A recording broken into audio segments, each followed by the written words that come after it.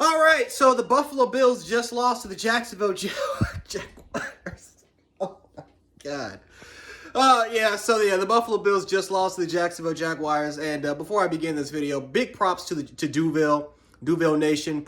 Big props to the Jacksonville Jaguars. You guys came in there, you fought hard. You won the game fair right. You can't make any complaints. Can't sit up here and bullshit and say, well, we could have done this and we could have really done that. No, you guys came in there, you won the game. So big props to the Jacksonville Jaguars and Duval Nation. But let's talk about this Buffalo Bills game.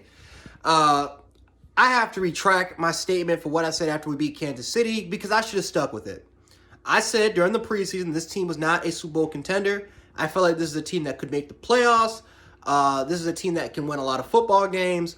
12, 13 games maybe, but no, I did not think that we were going to go to the Super Bowl because of Kansas City.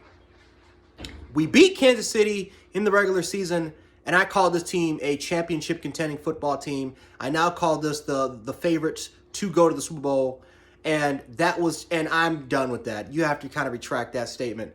I've been preaching about this literally all year round.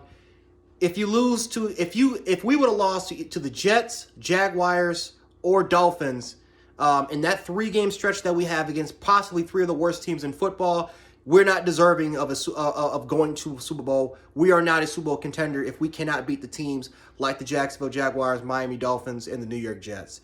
We just lost to the Jacksonville Jaguars 9-6, and this was by far one of the sloppiest football games I have ever seen the Buffalo Bills play in quite some time. This was outright, just straight up, the Buffalo Bills just simply just costing themselves, shooting themselves in the foot in almost every single opportunity that they can potentially have.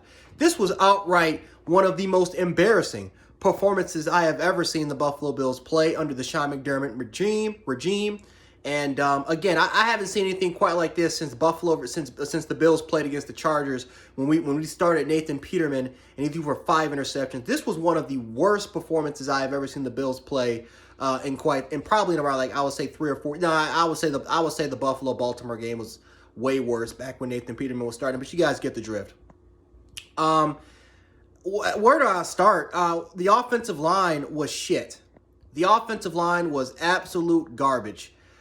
Cody Ford, there is a reason why he is our third string guard. A guy that we all thought was going to be a starting caliber right tackle is now our third string guard.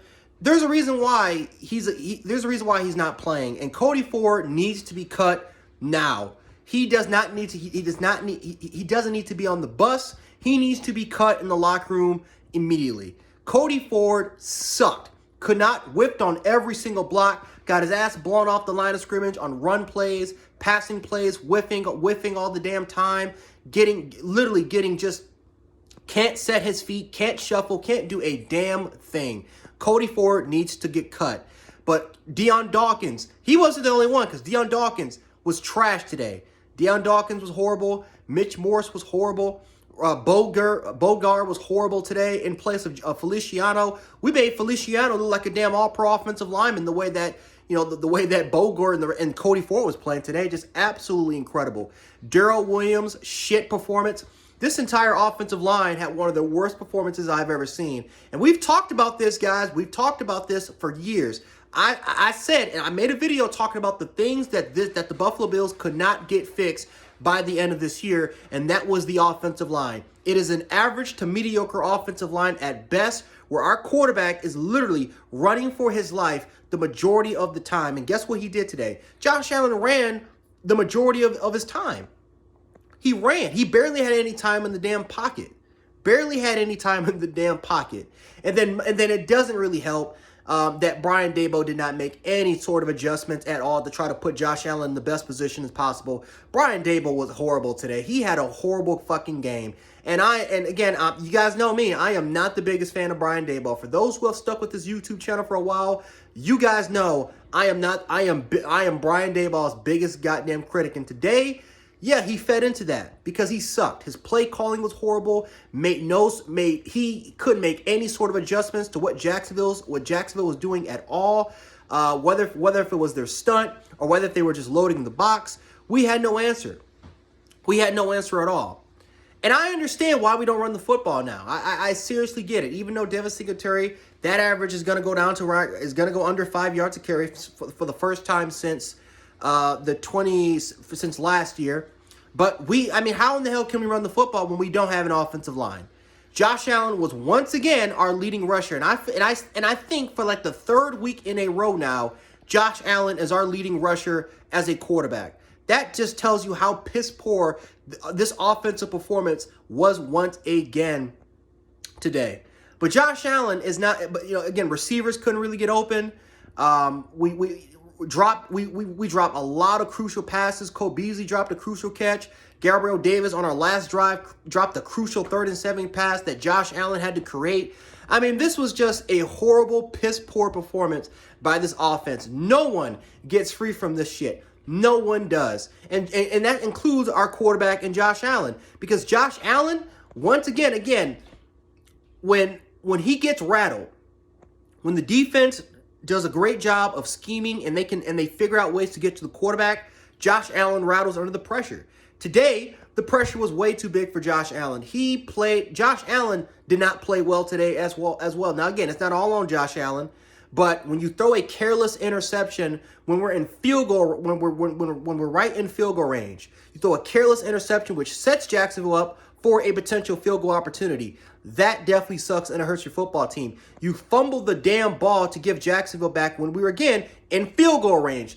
That also hurts the football team as well, guys. And then, because they honestly, and we're lucky that they didn't review it. It doesn't matter anyway because we lost. But even when, again, the fumble that they couldn't review. Josh Allen clearly fumbled that damn ball, couldn't really hold on to it. Now, it's not entirely Josh Allen's fault because Darrell Williams whiffed on the block. It was miscommunication. I don't know if Josh Allen couldn't if Josh Allen couldn't see it and he didn't set the protection. I don't know if it was the offensive line or it was simply Darrell Williams' responsibility and his assignment. But again, they got home to the quarterback scot-free, which put us in a 4th and 16 position.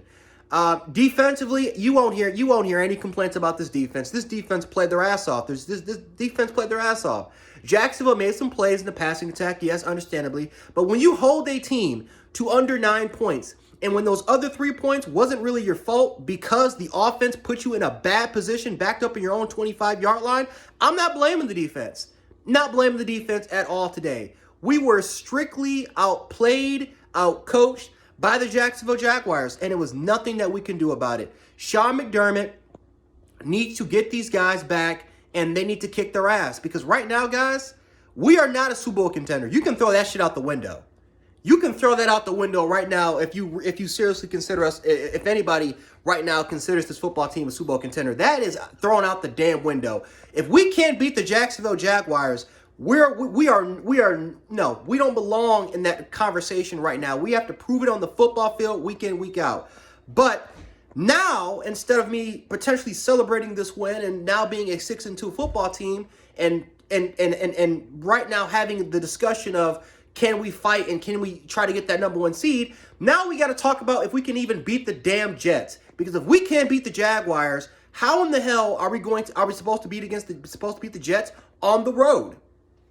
So, and then the penalties. We had 13 penalties in this game. Tons of taunting calls, unnecessary roughness, false starts, illegal formations, offsides, just the stupidest fucking penalties imaginable, guys. Just stupid.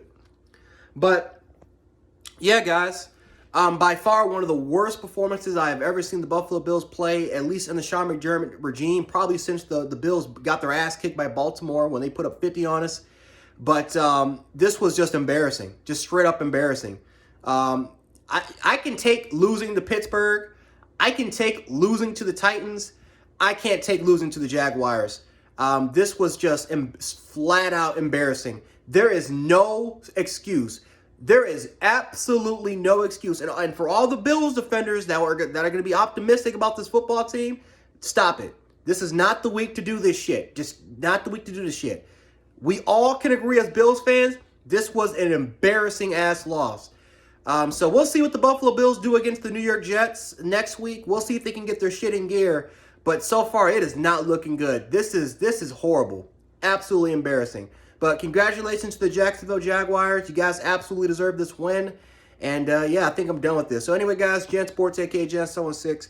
I'll catch you guys later for future reactions. Peace.